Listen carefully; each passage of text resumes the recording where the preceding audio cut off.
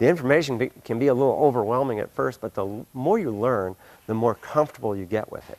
There's an old saying that ignorance is bliss. Now, while that may sound good in theory, it definitely doesn't apply when you're snowmobiling in the backcountry. Out here, conditions can change all too quickly. They can turn from a fun day of riding into a tragic race against time. For Mike Duffy of Avalanche One, ignorance is not an option. Avalanche One is an education program focusing on winter search and rescue, specifically for the snowmobile market. Today, Mike is in West Haven, Utah. He's at a snowmobile retailer, ADSSS, and he's giving a seminar on the mistakes and misconceptions of avalanche survival. A large crowd has gathered to find out what they can do to save themselves and others from winter's deadliest threat.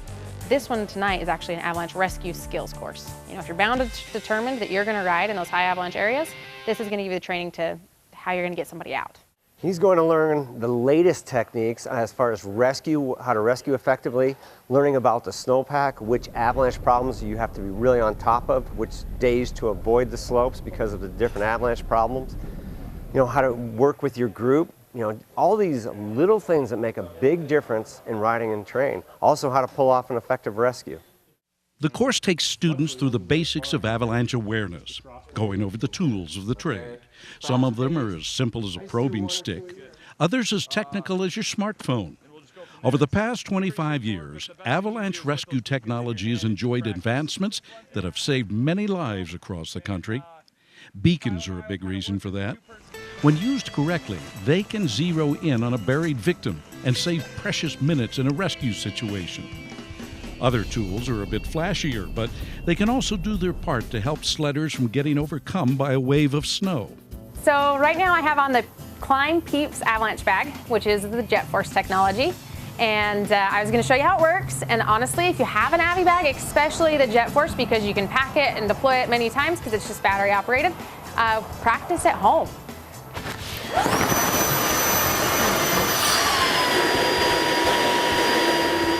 So this Avi bag will continue inflating, so then that way as you're going down the slope, it keeps putting air in.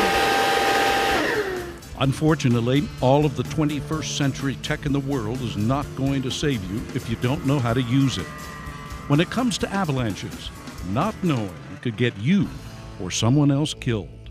The number one common factor in avalanche fatality is the people that are pulling off the rescue do not have the right skills. They have the transceivers, they haven't practiced enough with the transceivers, they're not proficient in rescue. They haven't taken the upper level courses. They have outdated education and they're flubbing the rescues. And if you do the on-snow courses, you have a whole different perspective. You know where to park, you know how to do rescues. It's just like driving a car. People drive cars, they get training to drive the car, right? Well, driving a snowmobile, you don't get training to drive a snowmobile.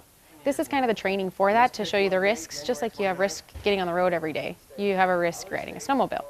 Avalanche One travels across the West. They teach courses like this. But to learn more or schedule a class for yourself, you can contact them on Facebook at Avalanche One. Knowledge can be a burden, particularly when you know the dangers you're facing each time you hit the backcountry. But for snowmobilers like Mike, that knowledge is a blessing. It allows them to ride without anxiety or worry.